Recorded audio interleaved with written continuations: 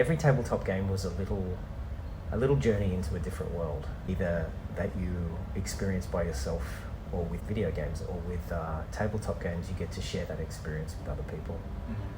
So the interest was more about entering a different world, a more fantastical world that has its own rules. And suddenly I see, here are people I don't know, many of them I will never meet, playing games they'll never know the story of. It's just something that's happening out there now. And now that's happening on the scale of hundreds of thousands of games played. It's just wild to me.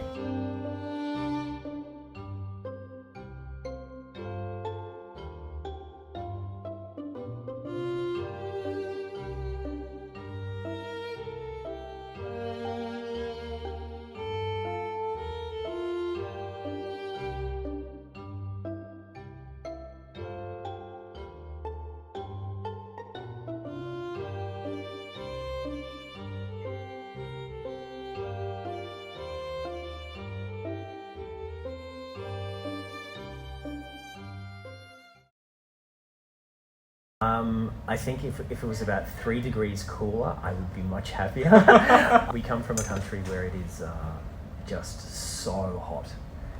As soon as you exit the coast. China is not that hot.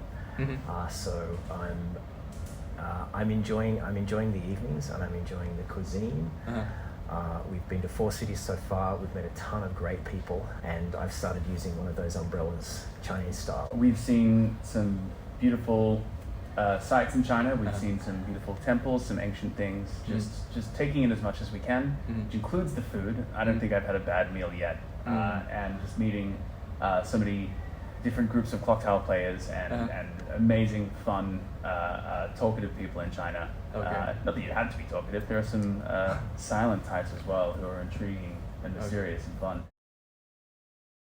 I've been interested in tabletop games, or just games in general, since I was really young. I started when I was about 6 or 7. My father bought me a computer at the time, and there was instructions on how to program it. And so through playing and making video games and reading science fiction, fantasy books, I've just found that tabletop games open up it's every tabletop game was a little journey into a different world, either that you experience by yourself or with video games, or with tabletop games you get to share that experience with other people. So the interest was more about entering a different world, a more fantastical world that has its own rules. I, like many people in the hobby, had a friend show me Catan. This was actually in Quebec, so I was playing French language Catan as a kind of introduction to going, this seems really fun. And then one day I wanted to hold a board games night. One of my favorite things to do is get my friends together to do fun activities and drink wine and talk with them. And board games are a great excuse to do that, and wine optional, of course. And rather than hold one board games night, I decided to open my house up for a 3-day board games festival weekend that became a regular thing. And I've just met, I met Steven at one of these. Met a lot of just wonderful, really cool people playing games and having fun and talking to each other. A combination of love, boredom, and frustration, I guess. I really, like I said before, I just love games, and what you do what you love, and like if you love music, you'll find yourself making music. If you love literature, you'll find yourself writing. So with games, I just started making games as a hobby, and I've made some pretty bad games, and I've got a short list of really good games and a long list of really bad games. But I love playing games, but more than playing games, I love making games. And a friend of mine was running a werewolf night, and I had a blast. I really, really enjoyed it. And so decided to sort of alter the things that I didn't like and do more of the things that I did like, and just made my own game. And then after making that game, realized I didn't have anyone to play it. So a friend of a friend connected me up with Evin. Said, I'm going to this party. Would you like to come? And I took my game and then just convinced people to play it, and we've been playing ever since. So there was no plan. There was no goal. It I just did what I love and ended up we're talking to you in Shanghai. Yeah, we were playing it. It started off just as, hey, here's Steven's version of Werewolf, and then gradually evolved into its own game. He would turn up at our house every week or every other week, saying, hey, I've changed a few things here and there. There was never this, at least not that I know, but it never felt like there was this grand plan from the start. I see. And after about 2 years of this, of people just asking Steven, like, hey, when can I buy this? And Steven having to go, oh, you kind of can't. It's just like a thing that I've done and I make with my friends. You get asked that question enough, you start to go, I think people want to buy this. I reckon I could probably sell this. And it was around that point that he recruited me on board and was like, hey, do you want to produce a board game together? And I said, Steven, I've never produced a board game before. I don't know what to do. And he says, great, neither have I. Let's figure it out together. And 7 years on, we're still figuring it out. We've done pretty well, but there's always more to do and more to learn. Next week, BloodOnTheClocktower will be the ninth. About 5 or 6 years of that is making the game, and about 3 or 4 years of that is building the company. Making a game, very easy. Making a company, very hard. And they go together. One of the things about having a social game, BloodOnTheClocktower relies on people. It needs a lot of people who are interested in running, in playing, in hosting. And the whole process has relied on people with passion, people with skills, who want to contribute and work as a team. And that's what a business is. And having to learn all that from scratch was a challenge. But now that we've got the business set up, we can focus on games again, which is great. There's a couple, and we all have our own little milestones and things that felt important or strange, strange in a good way. For me, the first kind of moment was when Steven had gone to the United States in 2018 to attend PAX East, a convention there, and they left behind a copy of the game, like one of the handmade prototypes. And we started getting photos back from this group in Boston where they were playing BloodOnTheClocktower. And up until that point, most of the people who played BloodOnTheClocktower were just people I knew. Like, I kind of knew all the stories of all the games, and suddenly I see, here are people I don't know, many of them I will never meet, playing games they'll never know the story of. It's just something that's happening out there now. And now that's happening on the scale of hundreds of thousands of games played. It's just wild to me. So that's probably the first moment. The Shut Up and Sit Down review was massive. Well, Shut Up and Sit Down, discovering the game, the Kickstarter taking off. As Evan was talking, I thought of a running list of sort of milestones that we've hit that have made a difference, and often they don't have to be a pleasant milestone. The first game review was waiting for like 6 weeks. It's like, is it out today? Is it out today? But we got our first hate mail. Our first internet troll. We were like, we made it. The first person on the internet to just send us really nasty messages. And it was like, oh wow, we've made it. Like we're a real thing now that we're getting hate mail. Yeah, there's just a lot of those. When you get into the top X% on a games rating site, or the first review, or the first time we found out about gaming groups in China, for example, it's a life-changing experience to find out that an entirely different loves something that you've created and has been playing it, and I had no idea at the time. And then I hear about it, and it just blew my mind. So there's every time the first thing happens, something happens for the first time. It's just a really great thing. Probably late 2021. 2021 is when it that's when we started getting a lot of emails. And they didn't let up for a couple of months. We were coming back to the emails thing.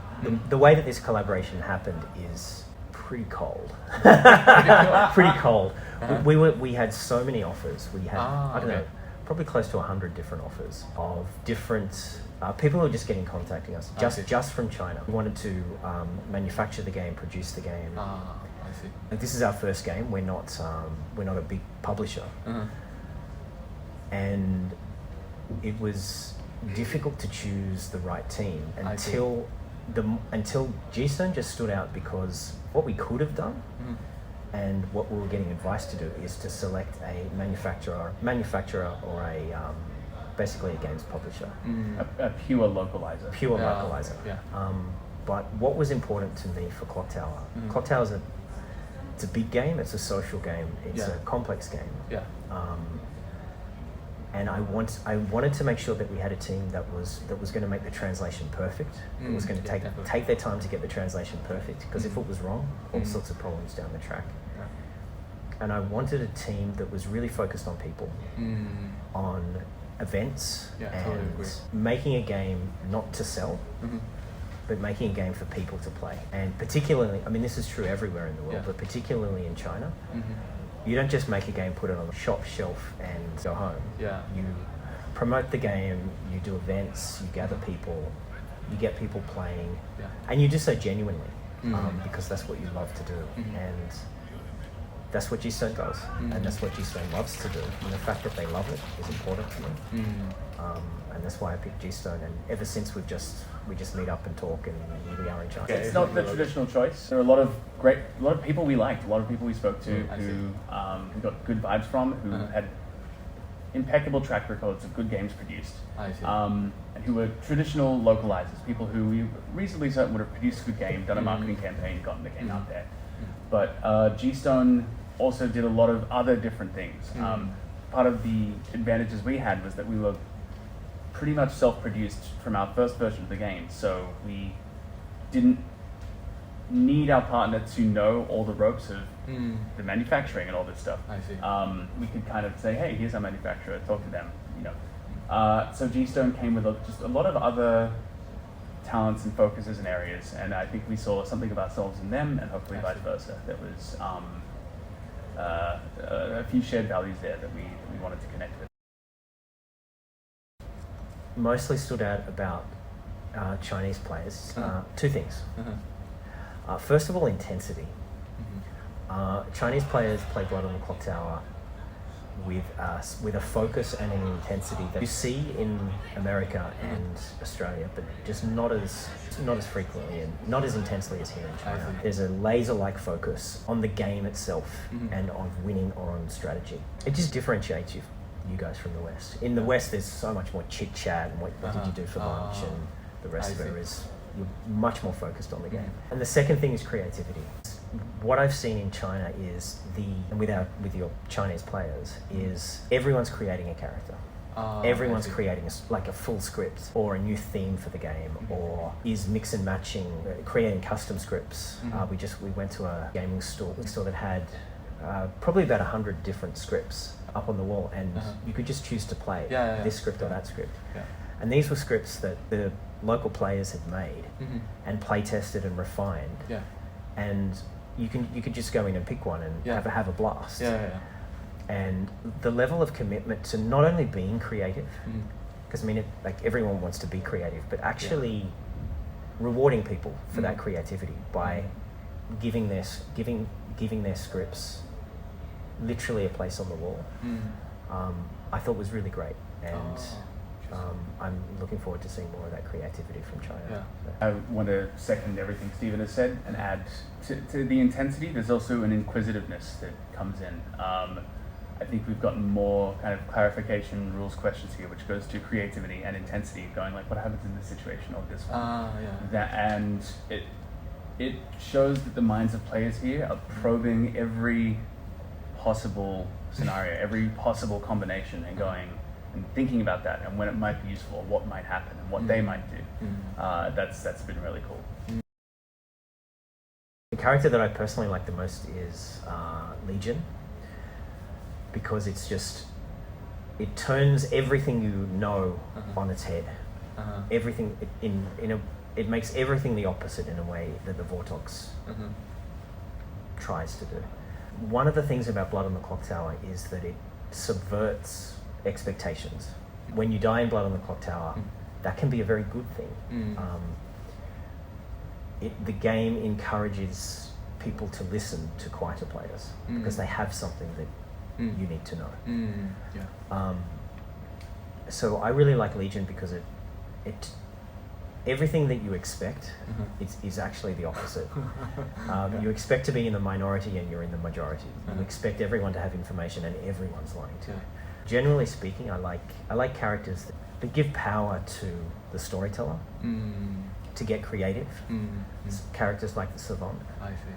Or characters that have multiple strategies for the players that are fun for both teams, and you never see the same game twice. So any character that does that is a favourite for me. I've been racking my head trying to give a different answer than I've given in previous times I've been asked this question. And I think I've got to stick with my favourite, got to give it to The Undertaker. I mean, the near objective best character in the game is the Drunk. That's just the engine.